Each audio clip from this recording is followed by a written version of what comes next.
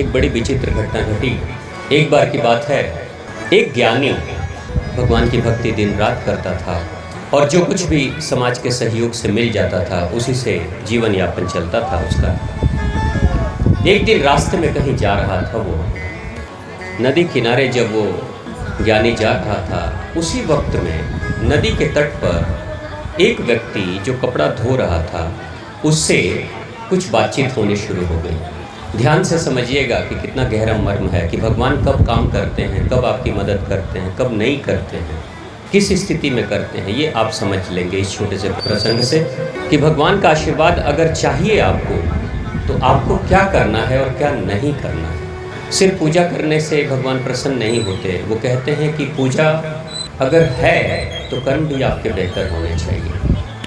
अब वो जो विद्वान था वो भी पूजा करता था, भगवान का, श्री हरि की पूजा करता था, भगवान का परम भक्त था।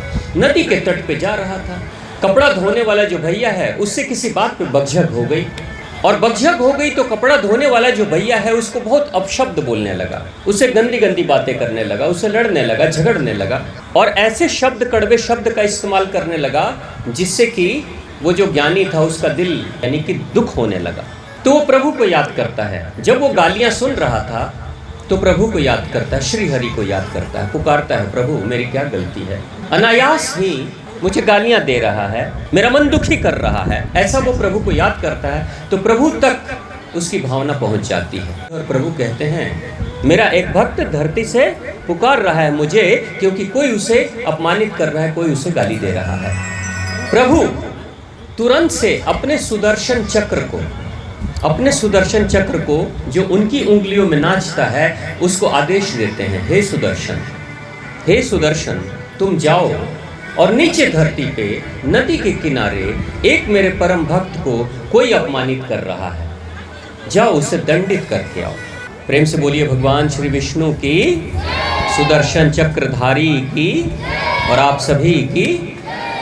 तो भगवान सुदर्शन चक्रधारी अपने सुदर्शन को कहते हैं कि जाओ उस परम भक्त को जो अपमान की घूंट पी रहा है, अपमानित हो रहा है, जाओ जो उसे अपमानित कर रहा है उसे दंडित करो। सुदर्शन चक्र आता है धरती पे, आता है, मंडराता है और वापस श्री विष्णु के पास चला जाता है, उनकी उंगलियों में जाकर स्थान ग्रहण कर लेता है। प्रभु ने कहा, हे सुदर्शन क्या तुमने उसे दंडित किया?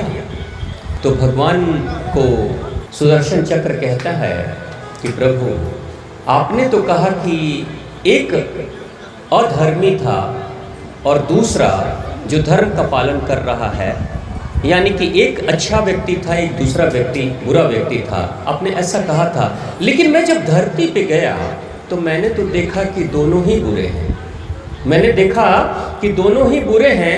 तो प्रभु आपने कहा था बुरे को दंड देना और अच्छे वाले को सुरक्षा देना, तो अब दोनों ही बुरे थे तो दंड किसको दूं और बचाऊं किसको, इसलिए मैं वापस आ गया। तो श्री हरि आंखों को मूंद लेते हैं और तब वो देखते क्या हैं कि जब गालियां शुरू हुई, यानी कि वो कपड़ा धोने वाला व्यक्ति जब गाली देने लगा ज्ञानी को, तो ज्ञानी प्रभु को पुकारता है, श्री हरि को पुकारता है और पुकारने के थोड़ी देर के बाद उसे लगता है कि श्री हरि ने तो कुछ किया नहीं, गाली तो अभी भी मैं सुन रहा हूँ, अपमानित तो मैं अभी भी हो रहा हूँ। तो उसका जो भरोसा था वो डगमगा गया। उसे लगा कि भगवान नहीं सुनते, भले मैं पूजा करता हूँ लेकिन भगवान मेरी नहीं सुनते, नहीं सुन रहे हैं, तो अब मुझे ही अपना निर्णय करना पड़ेगा। तो यही सोचकर वो अपने स्वधर्म को भूल जाता है कि मुझे गाली नहीं देनी है, वो भी गाली देनी शुरू कर देता है बदले में। यानी बदले की भावना में पहले गाली सुनता है, बाद में वो भी गालियां देना शुरू कर देता है। उसी बीच में प्रभु के पास जब आवाज चली गई थी, प्रार्थना की और प्रभु ने सुदर्शन चक्र भेजा, तब तक थोड़ा जो विलंब हुआ, उस विलंब में सुदर्शन चक्र ने देखा कि दोनों एक दूसरे को गाली दे रहे हैं, दोनों अधर्म के मार्ग पे चल रहे हैं, दोनों पापी हैं, तो सजा किसको दी? इसलिए वापस चला गया। जीवन में कभी आपके साथ ऐसा हुआ? भगवान की पूजा करते हो, भगवान पे भरोसा हो, लेकिन थोड़ी सी विलंब हो जाए, थोड़ी देरी हो जाए तो आप कहोगे नहीं नहीं नहीं, भगवान नहीं सुन रहे। ऐसा होता है। याद रखना, अगर आप गलती नहीं कर रहे हो, आपने कोई गलत नहीं किया है, फिर भी कोई आपको अपमानित कर रहा है, फिर भी आपको कोई गाली दे रहा है, फिर भी आपको कोई दंडित कर रहा है, तो पता है वो क्या कर रहा है? वो आपका पाप काट रहा है और अपना पाप बढ़ा रहा है। आपके हिस्से में जितनी गालियां लिखी थी, कभी तो आपने भी गलती की होगी ना, आपके हिस्से में जितनी गालियां लिखी थी वो दे रहा है, लेकिन अगर आप नहीं दे रहे हो तो वो गाली देकर अपना ही पाप बढ़ा रहा है, आपका पाप धीरे धीरे घटा रहा है। लेकिन उसके लिए सब्र रखना पड़ेगा।